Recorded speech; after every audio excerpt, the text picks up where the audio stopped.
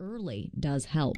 Getting somebody who's sick like that back to a 21st century hospital with all of its supportive measures would be potentially life-saving. Cedric Spock is an infectious disease specialist at Baylor Medical Center in Dallas. He's done medical work in rural Nigeria and says hospitals in developing countries often lack infection control measures and supportive care that are standard in the U.S. Melissa Strickland, a spokesperson with Samaritan's Purse, says they explored trying to evacuate Brantley and Ritbol to a hospital in Europe or the U.S., but haven't been able to do so.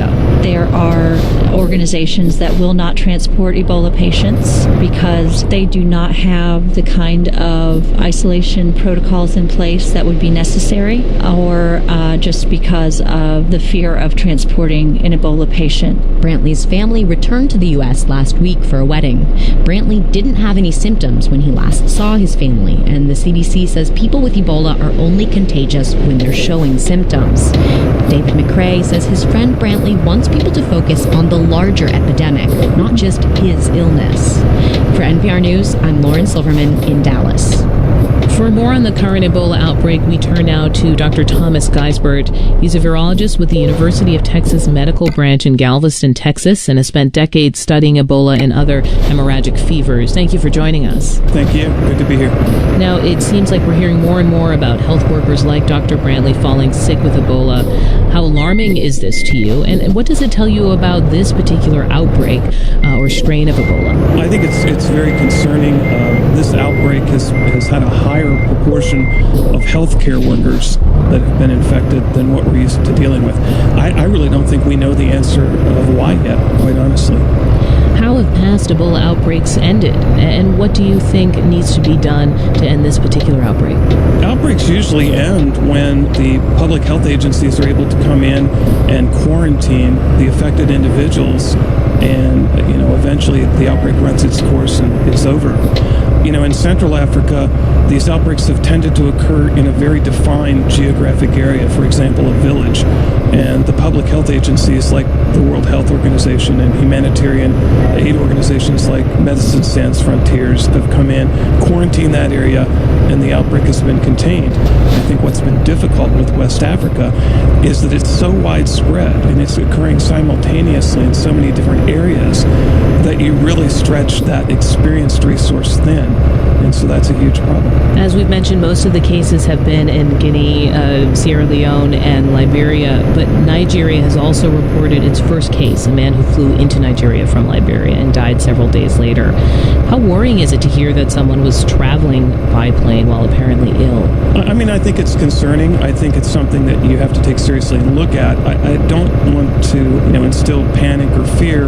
The virus is not transmitted like influenza. It's not airborne. At least we don't have any evidence to this point that suggests that. It's mainly transmitted by close contact, so contact with body fluids, things like that. So I don't want to say that the risk is zero, because there's always risk, and certainly the people on that plane would need to be monitored and followed. But I think, historically, this has not really been a large problem. What treatments can be offered to those who are sick currently? Right now, the main care is just general supportive care, so replacement of fluids, things like that. There are experimental drugs that potentially could be available. That's one of the things that we work on here at the University of Texas Medical Branch. We just received a very large grant from NIH to take what we think are the three most promising treatments against Ebola and advance those for further development.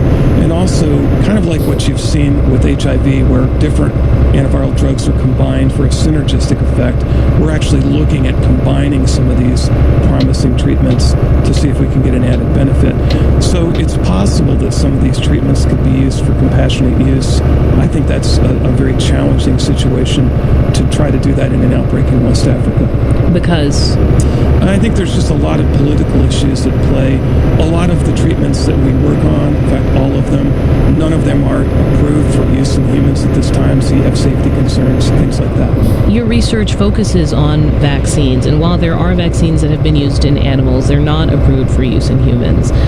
But how far away is a vaccine that could be? I think as soon as maybe 2 years and as long as 5 or 6, somewhere in that window.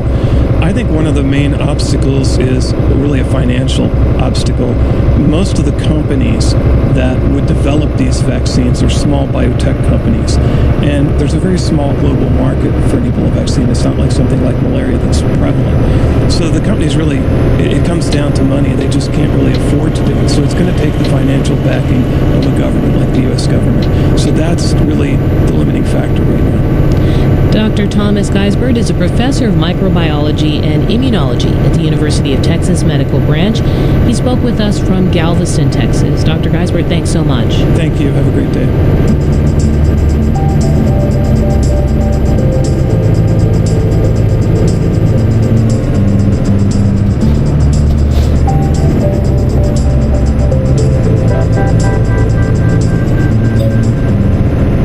In the Gaza Strip, it's a time of war and also a Muslim holiday, Eid al-Fitr. Rocket fire continues from both Israel and Hamas, and the death toll continues to rise. But in the midst of all this yesterday, NPR's Emily Harris followed one Gazan as he marked a holiday during wartime. Every Eid, Rafik El-Masri goes visiting relatives, a fitting ritual for a family leader. This year, he just went different places than usual. First stop Al-Shifa, Gaza's main hospital, to greet a young man, his nephew, wounded by shrapnel. 2 floors up, Masri drops in on another nephew in his 20s. The young man's legs are burned, both wrapped in bandages. 7,000 members of the Masri family live in Beit Hanun in Gaza's northeast, right near Israel's border, where fighting has been constant and fierce. Rafik El-Masri nods to the young man's mother, sitting next to the bed.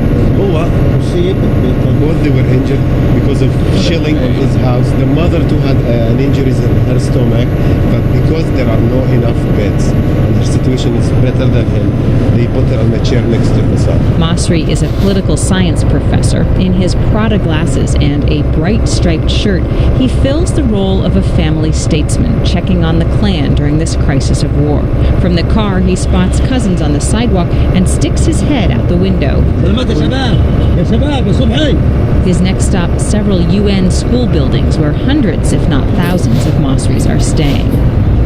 There are more hugs and handshakes.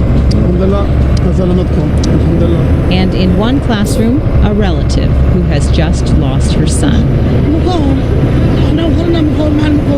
She calls him a resistance fighter and said he stayed in their house and died in the shelling. She has 9 other children, but with no money, they can't do anything special for Eid. In another classroom, a young father, Hassan Al-Masri, says this year he chose to not mark the holiday. He did let his son pick out a toy. The 4-year-old chose a plastic gun. It's much quieter than the big guns he's been hearing. Although Rafik El-Masri left his home 2 weeks ago, he has not slept in a school. Instead, he borrowed a friend's spare apartment in Gaza City. There are 53 people staying in this 3-bedroom apartment, including, the mothers say, 8 babies at least. The matriarch of the bunch, 84-year-old Amna Al-Masri, wakes up from a nap on the floor. She remembers big Eid celebrations. We used to make cakes and sweets and get dressed up in new clothes, she said. Sometimes we'd slaughter a cow or a sheep and give meat away.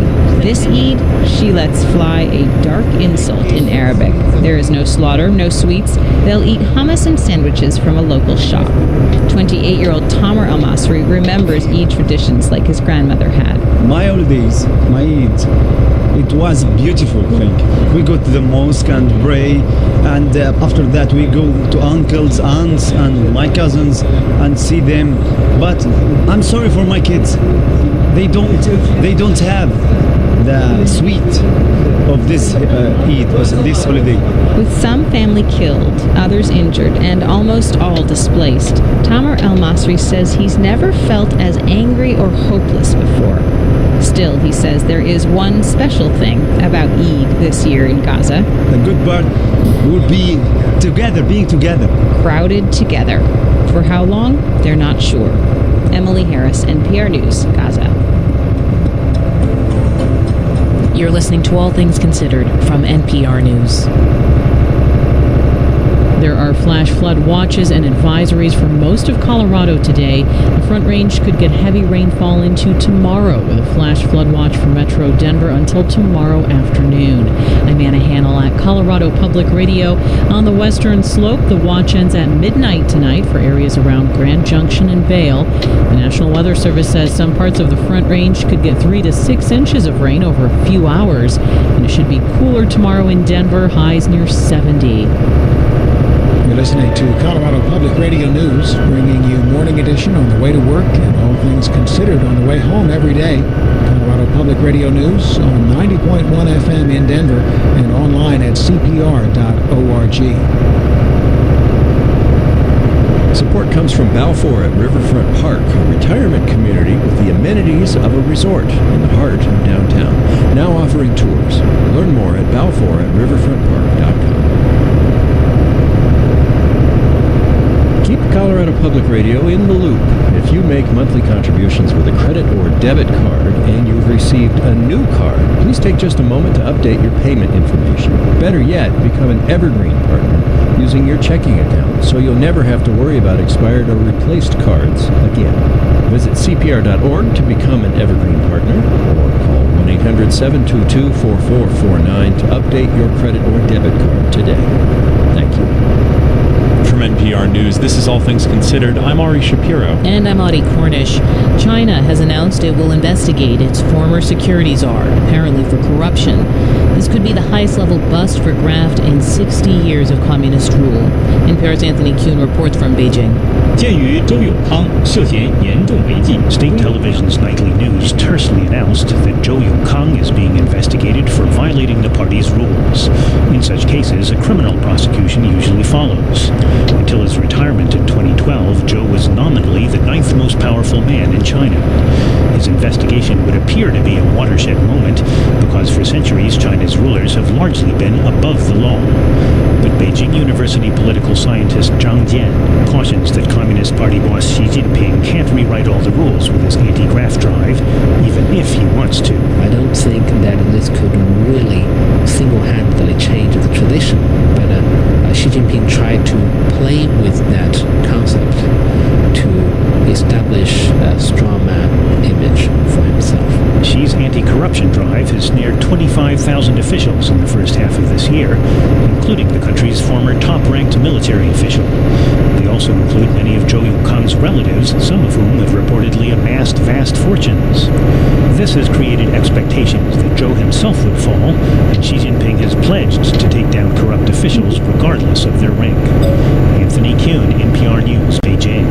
Pakistan is now at the center of a global effort to eradicate polio. While the country's only had about 100 cases this year, there is now more polio in Pakistan than the rest of the world combined. The drive to eliminate the paralyzing disease is a major logistical operation, and it's happening while the country is fighting a vicious insurgency against the Taliban. The polio campaign is costing Pakistani lives, national pride, and precious health resources. NPR's Jason Beaubien recently visited Karachi, the country's largest and most chaotic city, and filed this report. To get into the main children's hospital in Karachi, you have to pass a phalanx of motorcycle taxi drivers, a guard with an AK-47, and a massive metal traffic boom set up to deter potential terrorist attacks. And then past the polio women, teams of vaccinators in black burqas and polio-free Pakistan baseball caps.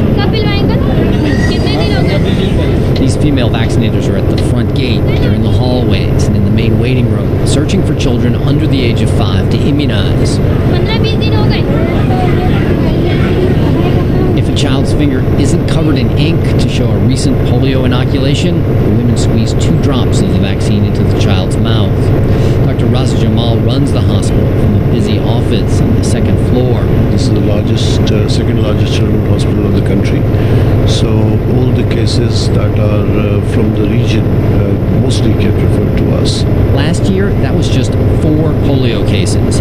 Dr. Jamal supports the polio eradication effort, but he says it's become a national obsession. And he adds that it's taking a huge toll on Pakistan's already overstretched health system. All the immunization workers have been redirected into the polio campaign, which has resulted in another disaster, and our routine immunization rates have gone down to as low as 30% or less. So that has resulted in epidemics of measles, cases of diphtheria, cases of pertussis, which we have stopped seeing for a long time. During nationwide polio campaigns, some 200,000 vaccinators fan out across the country to inoculate children. And these days, the government has had to deploy thousands of armed security forces to guard them. 2 years ago, the Taliban started killing polio vaccinators. The militants were irate over the CIA setting up a fake hepatitis vaccination campaign in the country to spy on Osama bin Laden. Since then, the Taliban has gunned down more than 60 polio workers. Clearly, it is not just a medical issue anymore, and it's a huge political problem. And polio is one of many significant challenges facing the country. There's a huge security problem in Pakistan.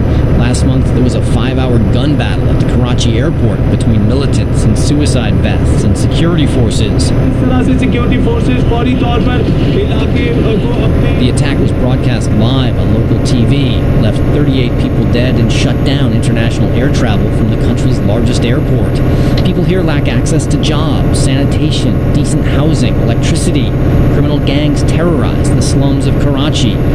This is life in chaotic Pakistan, and on top of all this, Western health officials have pushed polio to the front of the country's national agenda. And Pakistan keeps plugging away at the disease. Polio workers vaccinate kids at bus stations, at the airport, and here aboard a stifling hot train car in the Karachi railway station. 2 vaccinators shove their way through the economy class cabins. Just like at the hospital, they snatch up children, squeeze their cheeks together, drop the vaccine into their mouths, mark the little fingers, and within a few seconds, move on. Mazar Nisar from the Pakistan Ministry of Health says the constant drumbeat on polio can be a problem. There is a serious fatigue factor in the parents. There is a serious fatigue factor amongst the providers. Coordinating the mass immunization drives all across the country is a major logistical operation. And Nisar says parents have started to question why there's so much attention on this one disease. They said, when we go to the hospital, we don't get the medicines and we don't get proper treatment. And my child is dying of diarrhea. My child has measles.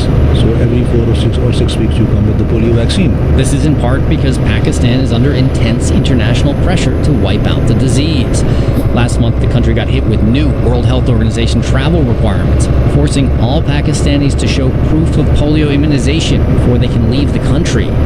Meanwhile, in another blow to national pride, the WHO declared Pakistan's perpetual rival, India, polio-free earlier this year. Being one of the last nations with polio, even if it's just a few dozen cases, has become an embarrassment for the government. There are people at the highest level who have told me they start their day with polio, they end their day with polio, as if this is the only priority. Zulfikar Bhutta, professor of pediatrics at the Aga Khan University in Karachi, has worked on polio for decades.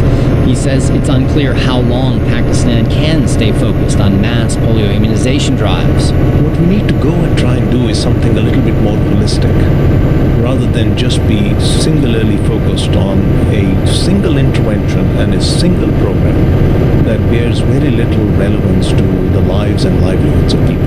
By holistic, he means improving the basic health services so kids get immunized for polio along with everything else, upgrading sanitation so the virus can't contaminate drinking water. What Bhutta's talking about is nation building, development, which will take even more time and money than the current barrage of polio immunization campaigns. Jason Bobian, NPR News. Tomorrow on Morning Edition, we'll hear from parents in Pakistan. A team of pollsters from Harvard and UNICEF went door to door asking for parents' views on this controversial effort to wipe out polio.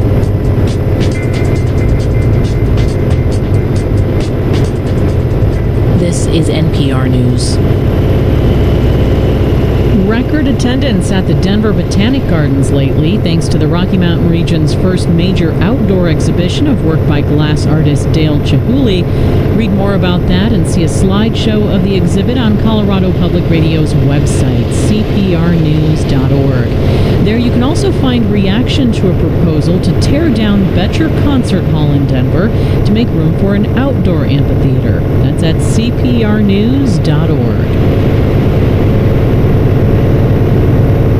Support comes from Bonfils Blood Center, with a reminder that there is a constant need for blood donations during the active summer months. Learn about donating blood and saving lives at bondfees.org. Network Partners invest substantially in Colorado Public Radio. Thank you to Ann Lederer and Robert Hickler, Dee Dee Decker, and Michael P. Dowling for supporting thoughtful programming in Colorado.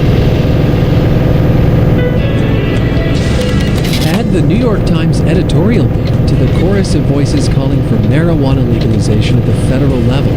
The Times board says Colorado is a good example of how states can decide the issue for themselves. Quote, "It is long past time to repeal this version of prohibition." I'm Ryan Warner. Today on Colorado Matters, we'll talk to a member of the Times editorial board. Join us at 7 tonight on CPR News.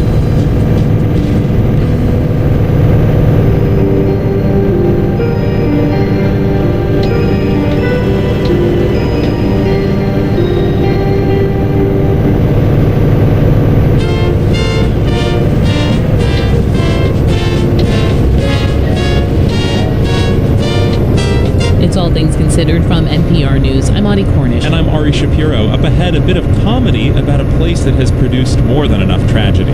He's the kind of person who can recite the whole canon of Russian poetry, but he can't tie his shoelaces. A novel about coming to America from Ukraine. First, this hour's news. From NPR News in Washington, I'm Jamie McIntyre. A U.S. research institute says its analysis of satellite photos shows that North Korea is upgrading its main rocket launch site and continues to develop a mobile intercontinental missile that could increase the threat it poses to the U.S. At the Pentagon, U.S. Pacific Commander Admiral Samuel Locklear said it's just another sign of North Korea's destabilizing military ambitions. The proliferation of activities in North Korea, their desire for nuclear missiles and nuclear capabilities, as we've said over and over again, are highly threatening to this global security environment. North Korea often tests, fires missiles, artillery, and rockets, but the number of weapons tests it has conducted this year is much higher than in previous years. Admiral Locklear says North Korea may simply be trying to lull the world into largely accepting its advances in missile technology. Secretary of State John Kerry is brushing off Israeli criticism of his efforts to forge a ceasefire between Israel and Hamas. NPR's Michelle Kellerman reports Kerry says he's just trying to prevent a further loss of life. Kerry says he's been on the phone many times a day with Israeli Prime Minister Benjamin Netanyahu and is not going to be deterred by the widespread criticism he's facing in the Israeli media. I've taken hits before in politics. I'm not worried about that. This is not about me. He says this is about finding a way to spare lives and end the tit-for-tat attacks that lead the region into a downward spiral. Kerry says he's only been proposing what Israel sought, a humanitarian ceasefire that allows Israel to deal with the threat of Hamas tunnels. Michelle Kellerman, NPR News, Washington. Stronger than expected financial results pushed Twitter's stock up almost 30% after it said its revenue more than doubled in the second quarter. On Wall Street, the Dow was down 70 points to 16,912. The S&P lost 8. NASDAQ fell 2. This is NPR. The trial of former Virginia Governor Bob McDonnell and his wife on corruption charges is underway in Richmond. The McDonnells are charged in a 14-count indictment with accepting more than $165,000 in loans, designer clothes, vacations, a Rolex watch from the CEO of a dietary supplement maker, Star Scientific. Prosecutors allege the former First Lady of Virginia had a crush on the businessman, Johnny Williams, who lavished the couple with gifts and cash in exchange for promoting his company. President Obama travels to Kansas City, Missouri today ahead of a planned speech tomorrow about the economy. NPR's Tamara Keith reports he's also going to grab dinner with 4 people who have written him letters. It's now well known that President Obama reads 10 letters a night, a sampling of the thousands Americans send to him. In recent weeks, he's started meeting some of the letter writers in person. The White House was recording when Press Secretary Josh Earnest called to invite them out to dinner with the president. We've been reading your letter at the White House. Why? And well, because it's such a good letter. Becky sent a letter to the president about a year ago about how her neighborhood association is trying to improve her community. The White House isn't yet releasing her last name. I am just amazed that little bitty old me is going to get this chance. It turns out when the president invites you out to dinner, there's only one answer. Yes. Tamara Keith, NPR News. Maryland authorities say they'll prosecute a man for allegedly urinating on the grave of former Baltimore Ravens owner Art Modell and posting a video of it on YouTube. Turns out some Cleveland fans have never forgiven Modell for moving the team to Baltimore from Cleveland. This is NPR. Support for NPR comes from the John D. and Catherine T. MacArthur Foundation, committed to building a more just, verdant, and peaceful world. More information at macfound.org. I'm Anna Hanola at Colorado Public Radio. The National Weather Service has issued a flash flood watch for almost all of Colorado today. Heavy rainfall is expected to continue along the Front Range. The Denver area is under a flash flood watch through tomorrow afternoon. That watch ends at midnight tonight for the Central Mountains, southwestern Colorado, and the Grand Valley. It should dry out later this week in Denver with highs around 70 tomorrow and 80 on Thursday. I'm Ann Obenchain, Marketing and Development Director for the Colorado Chautauqua Association, and we're proud underwriters of Colorado Public Radio. The Colorado Chautauqua is over a century-old cultural retreat at the foot of Boulder's Flatirons. Underwriting helps us reach Coloradans who care about music, arts, and education. And we know underwriting works because we see a spike in our reservations and ticket sales when our messages are running. Learn more about how your business can benefit from underwriting at cpr.org. From NPR News, this is All Things Considered. I'm Ari Shapiro, sitting in this week. And I'm Audie Cornish.